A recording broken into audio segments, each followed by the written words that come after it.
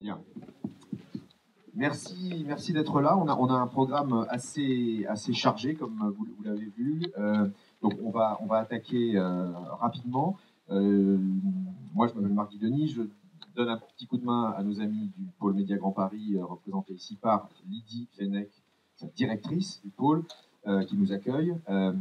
Lydie, tu vas nous dire quelques rapides mots d'introduction et ensuite on attaquera le vif du sujet de notre matinée sur le multi-écran en passant la parole à Gilles Fressignet d'Arte qui est avec nous.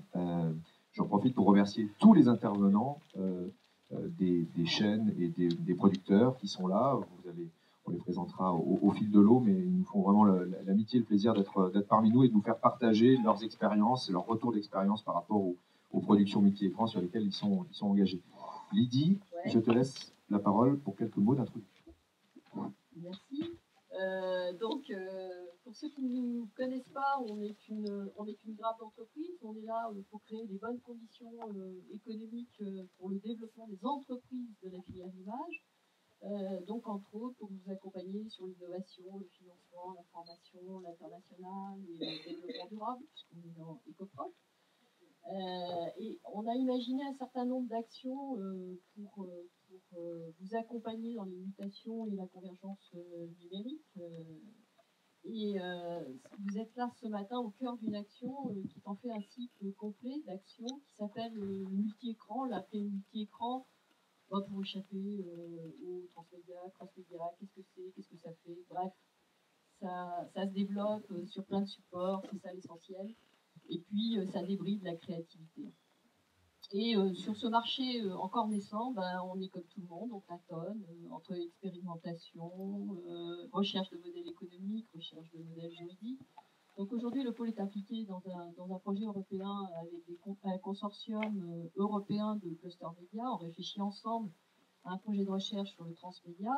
Et on a développé ce cycle qui commence en fait par un laboratoire qu'on vous restituera tout à l'heure avec nos 8 lauréats. Laboratoire, bonjour, d'expérimentation dans le transmédia. Et puis ça se poursuit aujourd'hui par une espèce de plénière qui est en fait un état de l'art du transmédia. Pour ceux qui ont pris le petit livret un peu épais qui s'appelle Panorama 2013, c'est la compilation, la valorisation du travail qu'on a fait l'an dernier, qui était la première édition. Donc on poursuit, on persiste, on est très obstiné. Ce matin, donc, le propos, c'est que les chaînes nous fassent leur retour d'expérience ou leur retour d'expérience en termes de modèle économique, entre eux, expérimentation, etc. Tout ce sur quoi on tâtonne tous. Et puis aussi, bonjour Jean, et puis aussi de s'appuyer sur des cas d'études qui là encore seront analysés et qui feront l'objet d'une analyse plus poussée dans la compilation qu'on fera, l'espèce de livre blanc qui s'appellera peut-être Panorama 2014. Voilà, je laisse la place à Marc. Oui, sans transition, on va laisser la place à Gilles tout de suite. Juste, merci pendant que Gilles s'installe. Merci beaucoup Lydie pour quelques mots. Plutôt que de faire, comme c'est souvent le cas, une espèce de table ronde un peu où il y a des diffuseurs en randonnion et puis après parler des cas, là on essaie d'intercaler. Donc on va, au cours de la matinée, vous allez avoir par exemple Gilles. Ensuite vous aurez Nicolas Boll qui vous parlera de Fort McMoney. Et comme ça, tout au long de la matinée, on alternera les études de cas et les présentations de diffuseurs. Gilles, à toi la parole. Merci d'être là. Merci, bonjour, merci beaucoup pour l'invitation. Donc, je me présente, je m'appelle Gilles Fressignet, je m'occupe du pôle web d'Arte France. Et donc, notre mission, c'est d'enrichir les programmes de l'antenne, de proposer des offres vraiment transmédia originales. Et pour nous réveiller tous, je vais vous proposer une petite bande-annonce pour montrer un petit peu tout ce que l'on fait. Ça évitera trop de longs discours. Merci.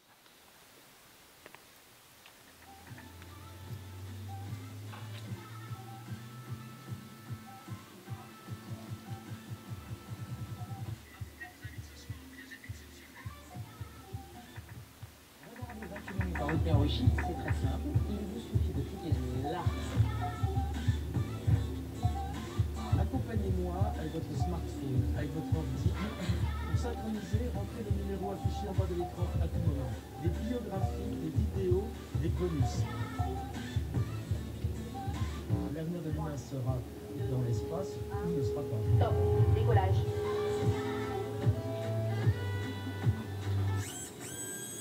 T'as toujours eu peur de la technologie. Je comprends très bien tes craintes, mais on vit une époque où tout est moderne.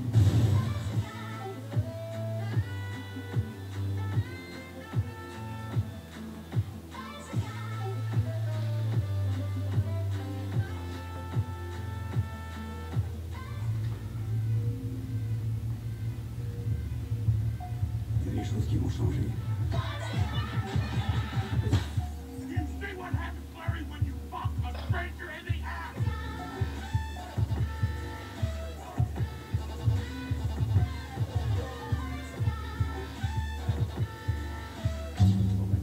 Bonjour.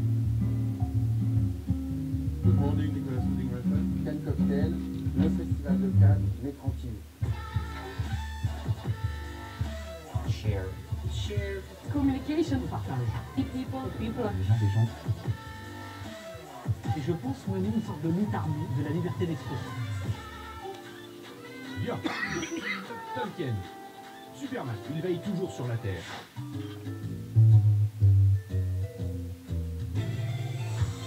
Partout dans le monde, les gens se font tous les tatouages possibles et imaginables.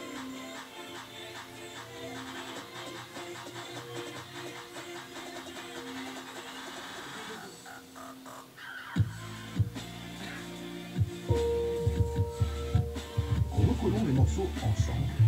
La matière la plus mystérieuse, la plus riche, la culture populaire. Bref, j'ai décidé de revoir bleu. Cher John Carpenter, c'est quoi Ginevra Regardez-le. Cinéma City, géolocalisé au Paris, des extraits de films à l'endroit même où ils ont été tournés. Des balades sont proposées aux utilisateurs pour découvrir la ville à travers le cinéma. Vous entrez dans un jeu documentaire où tout est réel. Votre mission, pénétrer au cœur des mines de pétrole.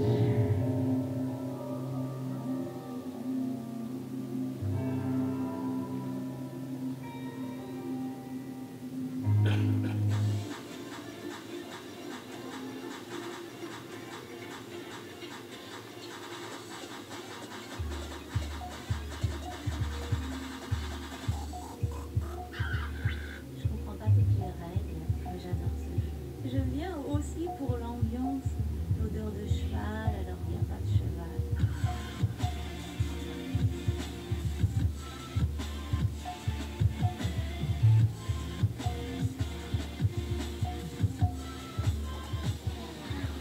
Bonne découverte. Donc voilà un petit peu une présentation fourre-tout de tout ce que l'on a fait l'année passée et que l'on continue à faire cette année, qui peuvent se regrouper en trois grandes parties, qui sont d'abord l'accompagnement des programmes de l'antenne. Vous l'avez vu avec Future Par Stark, avec Real Humans, avec différents projets. Notre objectif, nous, sur le site, pour l'accompagnement de certains programmes, c'est vraiment de proposer une expérience enrichie. Donc cette expérience enrichie, elle passe par le second écran, évidemment, comme beaucoup de chaînes, à la différence près que nous n'avons que très peu de sport, même pas du tout. Nous n'avons pas d'émissions de divertissement en direct, ni de télé-réalité, peu de magazines aussi. Donc on essaie de comprendre comment accompagner sur le second écran des programmes comme des documentaires, comme des séries documentaires, comme quelques magazines également qui ne sont pas diffusés en direct, et de proposer le meilleur accompagnement possible. Donc ça passe par l'enrichissement de magazines avec des compléments sur le second écran, par l'enrichissement de certains documentaires. On l'a vu avec Future Par Star, qui était un test plutôt concluant, puisqu'on a permis d'enrichir de façon très forte sur un documentaire parlant d'innovation, d'avenir, à la fois sur un site internet mais aussi sur les réseaux sociaux. Le sujet était en trending topic, ce qui est assez rare pour un documentaire et ce qui était intéressant pour nous aussi en termes de messages, de faire comprendre qu'on pouvait aussi parler sur les réseaux sociaux de documentaires et de sujets qui évoquent l'innovation, l'avenir. Donc sur la partie accompagnement, on se concentre sur les prime time, sur les séries, que ce soit des séries de fiction, des séries de documentaires, également sur les magazines. Vous avez vu, sur 28 minutes, on a un vrai dispositif que l'on appelle bimédia nous, mais voilà, on peut l'appeler second écran, on peut l'appeler digital, peu importe le nom, mais l'objectif pour les magazines, c'est de créer avec ces marques-là, que ce soit 28 minutes, Trax, Futur Mag, un écosystème un peu global. C'est-à-dire que le magazine n'existe pas qu'au moment de sa diffusion à l'antenne, mais qu'il existe aussi sur le web, alors avec des compléments, avec une rédaction dédiée. On a dans la plupart des magazines une rédaction dédiée au web qui va produire des contenus au jour le jour et au quotidien et en temps réel. Et également travailler en lien avec la rédaction de l'antenne. Donc ça, sur la partie accompagnement, on est vraiment sur des offres voilà, bimédia. Sur la partie fiction, on va même être sur des accompagnements transmédia dans le sens où, vous l'avez vu sur le Real Humans, alors si vous connaissez un petit peu la série, on voit que la proposition sur le web était vraiment de prolonger l'univers de la série. Dans la série, à l'antenne, on voit des humains qui vont acheter des robots dans un supermarché. Et sur le web, on a créé le site internet du supermarché de robots qui permettait de prolonger vraiment l'expérience d'un point de vue transmédia, avec la création également du compte Twitter du gérant de l'entreprise, enfin du magasin, avec vraiment des interactions avec la diffusion à l'antenne. Comme vous l'avez vu dans la bande-annonce, quand le magasin explose dans l'épisode 8, on a tout de suite le patron de ce magasin qui indique aux fans sur les réseaux sociaux que ce n'est pas grave, le magasin est encore disponible en ligne, même s'il a explosé à l'antenne. Et évidemment, on va prolonger ce dispositif-là sur la saison 2 qui arrive le 15 mai avec un site qui sera dans la même veine. Je vous laisserai le découvrir fin avril, début mai. Ces accompagnements-là sur les séries peuvent être également autour de la présence sur les réseaux sociaux. Donc c'est un deuxième axe qui est très important pour nous, évidemment, d'utiliser les réseaux sociaux pour faire rayonner nos contenus, mais aussi pour essayer de créer du contenu à partir de ces réseaux sociaux, de les utiliser comme un vrai vecteur de création, donc que ce soit à travers des quiz comme on l'a vu sur les frères Cohen, on le fait en ce moment sur Real Humans aussi, ou aussi en essayant de réfléchir à comment dans un univers de série, dans un univers de fiction, les réseaux sociaux permettent d'enrichir l'expérience, d'enrichir un petit peu la narration. Donc on y travaille beaucoup en ce moment autour de programmes courts.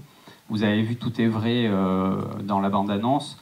D'autres saisons de Tout est vrai arrivent, d'autres types de programmes courts arrivent, et on essaie d'y travailler de façon très conjointe avec l'antenne pour proposer une offre un peu globale TV et web. Donc sur les réseaux sociaux, on est quand même assez actif et on essaie de les comprendre aussi pour leur potentiel de création. Et la dernière partie, qui est celle qui nous caractérise quand même le plus, c'est la partie web production, donc la création originale sur le web, de contenus qui ne sont pas nécessairement diffusés en télévision, même si de plus en plus on se dirige vers de la création web qui se retrouve à un moment ou à un autre, sous une forme ou une autre, à l'antenne, parce que ça nous permet de faire vivre un petit peu mieux nos projets, nos marques, et surtout d'avoir une cohérence totalement bimédia, transmédia, média global, 360, peu importe le nom, mais en tout cas une cohérence globale sur tous nos vecteurs de diffusion. Donc c'est le cas avec certains web documentaires qui ont été adaptés en documentaires, donc après coup. Donc en 2012, nous avions proposé un web documentaire qui s'appelle Alma, qui est plutôt assez connu, que l'on a adapté en documentaire linéaire.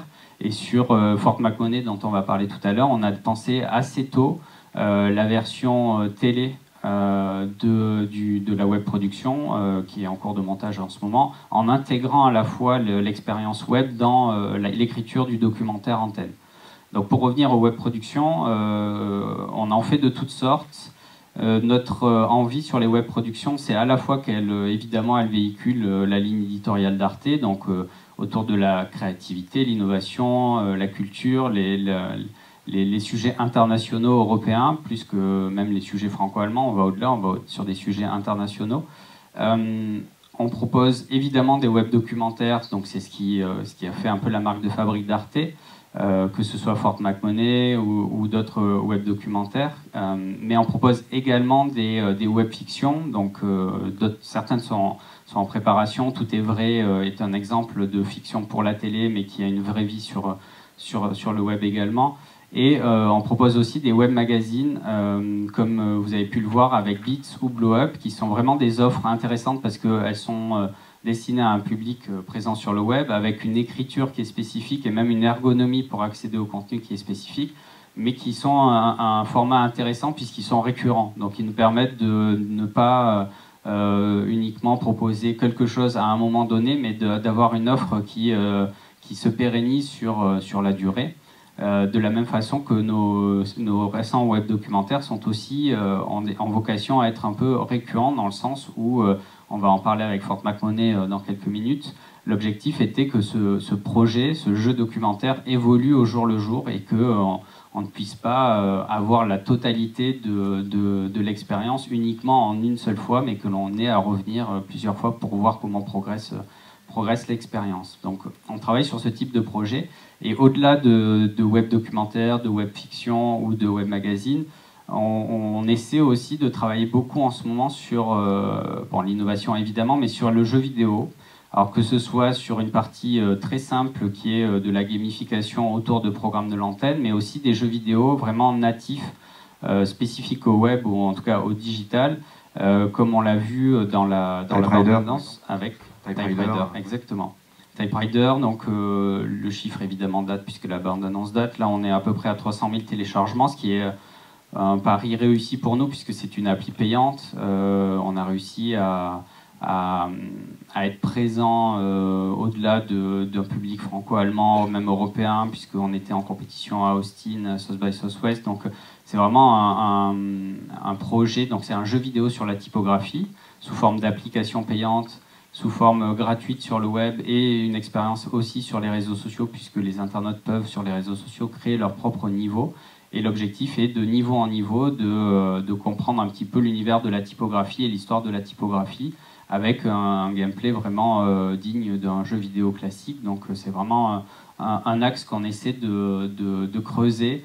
On se dit que au sein d'Arte, on soutient la création française, européenne, on la soutient en fiction, on la soutient en documentaire, on la soutient au cinéma avec les productions de la filiale Arte France. Et on ne voit pas pourquoi on ne la soutiendrait pas sur le jeu vidéo, qui est la première industrie culturelle au monde, qui ne concerne pas uniquement des ados dans leur chambre qui ont 15 ans, mais on joue tous aux jeux vidéo, notamment sur nos portables, et on pense que c'est aussi l'une de nos vocations de travailler sur ces sujets-là. Donc voilà un petit peu le périmètre de nos activités. Si vous avez des questions, n'hésitez pas, et puis je reste encore quelques minutes. En quelques mots, est-ce que tu peux nous dire comment le travail s'organise au sein de la maison Arte? Top of the Lake, typiquement, c'est la direction de la fiction qui visionne ce programme sur un marché et qui décide de l'acheter. À partir de quand vous rentrez, vous, dans la danse pour dire, voilà, quand il sera à l'antenne, on va proposer une expérience enrichie pour les spectateurs? Alors sur la fiction, c'est vraiment du cas par cas, dans le sens où on a très peu de fiction coproduite par Arte, on a beaucoup d'achats, donc les coproductions, la plus connue, c'est Ainsi soit-il, par exemple. Et sur ce projet-là, on peut travailler bien en amont avec la production, mais il est quand même assez compliqué d'intégrer dès l'écriture la partie web. On est souvent après le tournage ou même après la post-prod en réflexion sur ces sujets. Et les cas de Real Humans ou Top of the Lake sont sont plutôt les cas les plus fréquents, qui sont le fait de recevoir un petit peu le programme fini et d'imaginer, nous, avec des auteurs, avec des équipes web créatives, la version, l'accompagnement transmédia. Donc on a encore aujourd'hui très peu d'impact de l'écriture web sur la version antenne, parce que les délais ne sont pas les mêmes, les productions de séries sont assez lourdes et assez complexes. On est plutôt dans une phase où on essaie d'être malin par rapport à l'écriture pour s'intégrer de façon originale sur le web. Et ce qui est intéressant, c'est que sur Real Human, c'est le bon exemple, on est plutôt en bonne relation avec les auteurs, les producteurs, la chaîne initiale SVT, donc en Suède, qui a plutôt bien apprécié le projet Real Humans, parce qu'on essaie d'être cohérent de façon, d'un point de vue éditorial, de pas trop dénaturer la série avec la version transmédia. Mais c'est, la limite, c'est quand même qu'il est compliqué d'être dès l'écriture dans une réflexion totalement 360 ou télé et web.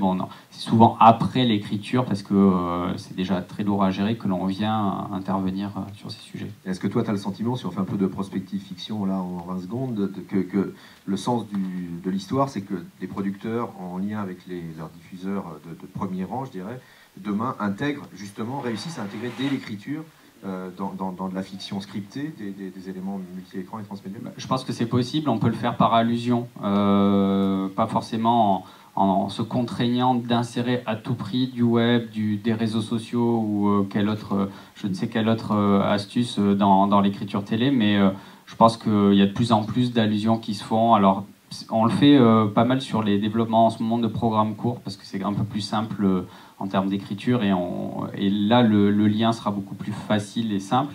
Sur les séries type 52 minutes, c'est un peu plus compliqué, mais à mon avis, oui, c'est la tendance.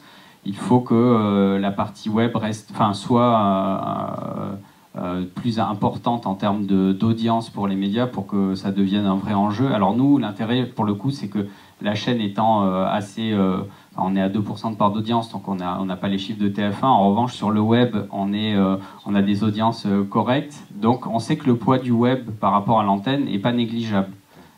Et c'est l'intérêt pour nous de pousser justement ces projets qui ont aussi une vraie vie sur le web. Sur Real Human, ça s'est bien vu que les audiences générées sur le web étaient assez importantes. On doit être à 200 000 vidéos vues par épisode en moyenne. Donc on sait qu'il y a un poids non négligeable pour notre site.